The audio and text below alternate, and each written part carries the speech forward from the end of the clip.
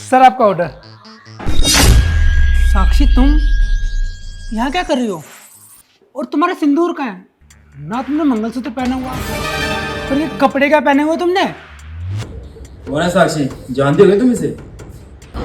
हाँ। पहले भी आया क्या ऑर्डर देने के लिए? नहीं सर, मैं और साक्षी स्कूल टाइम से फ्रेंड हैं, इसलिए हम एक दूसरे को जानते हैं। अच्छा, स्कूल के फ्रेंड हैं। तो आइए ना, बाहर क्यों खड़े हैं? आइए अंदर बैठ के जाइए। अरे नहीं सर, वो मुझे और भी जगह डिलीवरी देने जाना है, तो मैं चलता हूँ। अरे काम धंधा तो दिन भर चलता ही रहता है। आइए ना, बैठिए, 2 मिनट लगेंगे। चाय पानी पीजिएगा फिर चले जाइएगा। अरे इतना क्या सोचना साक्षी, तुम्हारा फ्रेंड है ना। Please come. लो पानी पियो।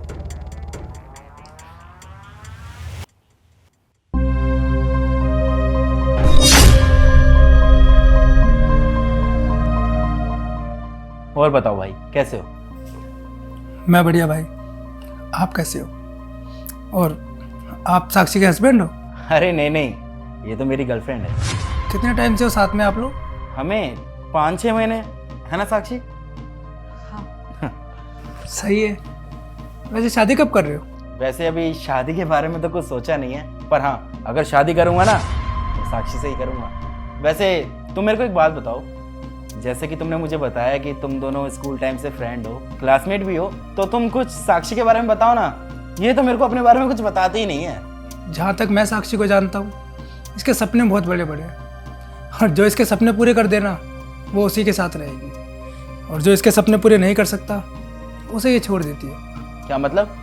अरे मेरा मतलब ये है कि साक्षी के सपने बहुत बड़े बड़े हैं और ये उन्हीं को पूरा करना चाहती है। और वैसे भी कोई लड़की ऐसे इंसान के साथ क्यों रहना चाहेगी जो उसके सपने पूरे नहीं कर सकता? सही बात है भाई। वैसे तो मैं एक बात बता दूं, मैं साक्षी की सारी ख्वाहिशें पूरी करता हूँ। जो ये मांगती है ना, इसके बोलने से पहले इसके सामने रख देता हूँ। वैसे मैंने तो आपके बारे में पूछा ही नहीं, आप सिंगल हो या फिर शादी हो चुकी है?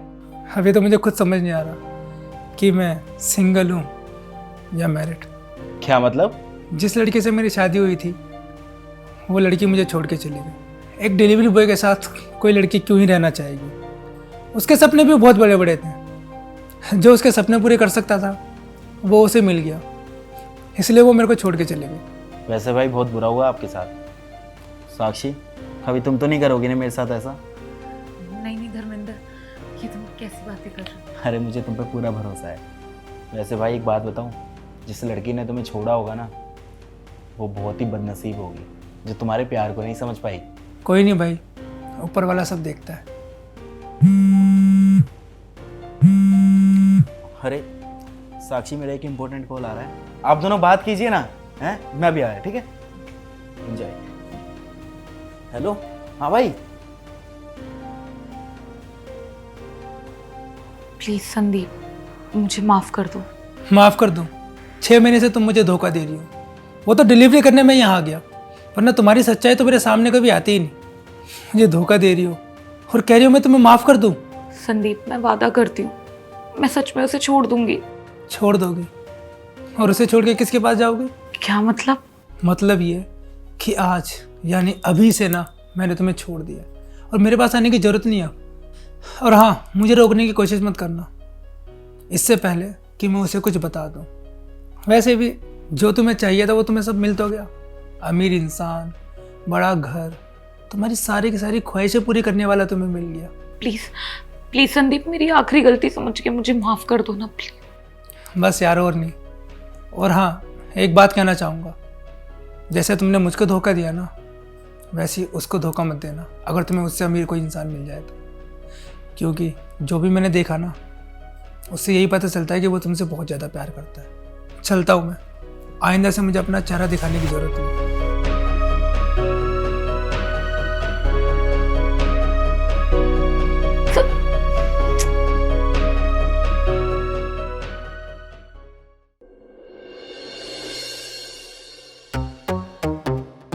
अरे ये क्या, तू अभी तक दो कौड़े का काम ही कर रहा है? साक्षी, कौन है ये? ये बहुत ही बदकिस्मती से मेरा एक्स बॉयफ्रेंड है और ये मेरे पति हैं। बहुत ही ज्यादा अमीर हैं और बहुत बड़ी कंपनी में काम करते हैं। समझ क्या? तेरी तरह गरीब नहीं है। अच्छा हुआ जो मैंने इनसे शादी करी, तुझसे नहीं करी, क्योंकि अगर मैं तुझ जैसे गरीब से शादी कर लेती ना तो मेरी भी जिंदगी इसी में गुजर जाती, मुझे भी दूसरों को चप्पल पहनानी पड़ती। क्या ये सच में तुम्हारा बॉयफ्रेंड था? मेरी ना मत मारी गई थी जो इस फटीचर से मैंने रिलेशनशिप बनाया। कितना गरीब है यार ये। काश तुम मुझे पहले मिल जाते तो मैं तुम्हारे साथ रहती और अपनी लाइफ को एंजॉय करती। इसके साथ रह के तो मेरी जिंदगी नर्क बन गई थी। तुम्हें पता है ये बहुत बड़ी बड़ी फैक्टा था। मुझसे बोलता था कि मैं एक दिन गाड़ी लूंगा, मेरे पे पैसा होगा, बहुत सारा पैसा होगा। सुनो ये गरीब, तुझे पता है गाड़ी के लिए और घर के लिए ना पैसा चाहिए होता है, जो तुझ जैसे फटीचर के पास कभी नहीं आ सकता। तो ये जो तू दिन में ख्वाब देखता था ना, इन्हें देखना बंद कर दे, समझ गया? अच्छा हुआ साक्षी तुमने इसे छोड़ दिया। अरे तुम अपने स्टैंडर्ड देखो और इसका देखो, ये तुम्हारे किसी लायक नहीं था। हाँ, टाइम वेस्ट तो किया सो किया, छोड़ो। खैर देख आज मेरी किस्मत, मुझे कितने अच्छे हस्बैंड मिले। तुझे पता है ये ना बहुत बड़ी कंपनी में मैनेजर की पोस्ट में है। अब तुझे मैनेजर का मतलब तो पता नहीं होगा, गरीब लोगों को कहाँ मतलब पता होता है। इनकी सैलरी इतनी है ना जितना तू साल में कमाता होगा, समझ गया? तुझे पता है मेरे पति ना मेरे सारे शौक पूरे करते हैं। ये जो मेरे गले में इतनी महंगी चेन देख रहा है ना, ये इन्होंने दिलाई है। ये 1.5 लाख रुपए का लेटेस्ट आईफोन इन्होंने ना मुझे मेरे बर्थडे पे गिफ्ट करा था। और ये जो पर्स है ये भी पूरे 50,000 रुपए का है, तेरी औकात से बाहर, जो तू कभी अपनी बीवी को गिफ्ट करने के बारे में सोच भी नहीं सकता। ये सब कुछ मुझे इन्होंने दिलाया है। अरे बस करो साक्षी, और कितनी बेइज्जती करोगे इसकी? देखो ना बेचारे की शक्ल उतर गई है। ये कैसे बात कर रहे हो तुम मेरे बेटे से? तमीज नहीं है तुम्हें बात करने की? क्या ये फटीचर तुम्हारा बेटा है? लेकिन तुम्हें देख के तो बिल्कुल भी नहीं लग रहा कि ये तुम्हारा बेटा हो सकता है, क्योंकि तुम तो दिखने में शायद अच्छे खासे घर की लग रही हो। खैर ये सब छोड़ो, तुम्हें पता है तुम्हारे इस फटीचर बेटे ने ना मेरे पूरे के पूरे 2 साल बर्बाद करे हैं। इसके साथ रह के ना घुट घुट के मर गई थी मैं, इतना बुरा लगता था मुझे। वैसे तुम बताओ अपने बारे में। मुझे तो ऐसा लगता है कि अगर तुम इसकी माँ हो तो तुम भी कोई बढ़िया काम तो करती नहीं होगी, किसी घर में नौकरानी का काम करती हो क्या? और जो तुमने साड़ी पहनी हुई है ये भी अपनी मालकिन से मांग कर लाई थी क्या? क्योंकि तुम्हारे इस बेटे की तो औकात है नहीं कि ये तुम्हें इतनी महंगी साड़ी ला कर दे। और पता है अच्छा हुआ कि मुझे ये मिल गए, मेरी थोड़ी जिंदगी संवर गई, क्योंकि तुम्हारे इस फटीचर बेटे की तो औकात है नहीं कि तुम्हें इतनी महंगी साड़ी ला कर दे। बस बहुत हो गया, तुम्हें कोई हक नहीं है ऐसे मेरे बेटे से बात करने का। तुम दोनों को किसने हक दिया ऐसे बात करने के लिए मेरे बेटे के साथ? यही संस्कार दिए तुम्हें तुम्हारे पेरेंट्स ने कि बड़ों से इस तरह बात की जाती है? अरे यार साक्षी क्यों बहस कर रही हो इनसे? इनकी बहस की वजह से ना हमारा टाइम वेस्ट होगा। हमें वैसे भी मीटिंग में जाना है एसके मीडिया में। अच्छा वेट, तुम एसके मीडिया कंपनी में जा रहे हो? हाँ बेटा बिल्कुल सही सुना, एसके मीडिया बहुत बड़ी एजेंसी है ये, उसमें हमारी मीटिंग है, उसके बाद एक पैसा ही पैसा। अबे तेरे से को तो पूछेंगे भी नहीं हम, समझा? वही से फोन आ रहा है।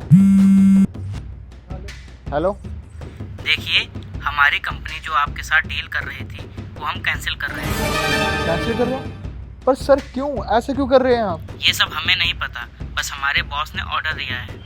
सर देखिए इस प्रोजेक्ट में ना हमारा बहुत पैसा लगा है, अगर आप ऐसा करेंगे तो बर्बाद हो जाऊंगा मैं। हमने गलती क्या करी है? आपने हमारे बॉस के साथ बदतमीजी की है। बदतमीजी से बात करिए? अरे सर पर मैं आपके बॉस से मिलाई कब हूँ? आप बॉस से खुद बात कर लो, मैं आपको नंबर भेज रहा हूँ। ठीक है आप नंबर भेजिए, मैं बात करता हूँ। क्या हुआ? 1 मिनट यार, नंबर आ गया।